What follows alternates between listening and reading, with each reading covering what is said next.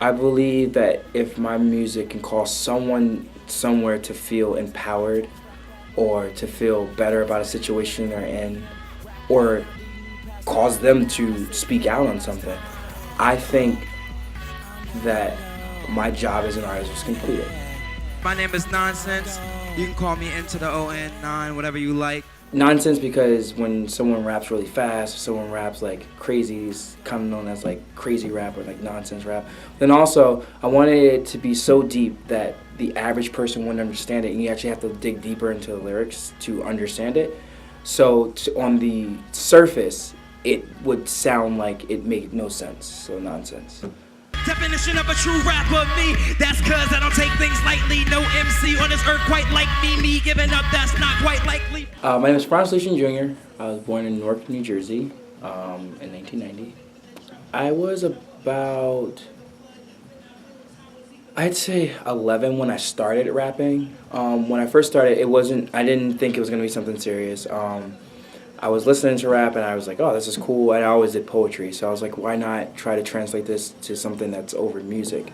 I view it as an obligation to inform people of these strings that connect us, and that someone who can't pay their rent is in like the same boat as someone who can. Like, even though they, socioeconomics says that they're different, they're the same in some way. Everyone has struggle. Everyone has triumph. So that's kind of something I like to highlight in my music so that everyone can understand that. And that's all inspired by what it is to be. So I rap, not for profit, but to be seen as a prophet. I'm blasting off like a rocket, don't get the picture, then crop it. I'm trying to live long and prosper, I guess I'm trying to spark it. Trying to get residuals and vacation down in the tropics. Imagine living in the land that is killing itself, right next to lands that be living in wealth. When I first started rapping, that's the only thing I did. I would only take instrumentals from songs that were already popular.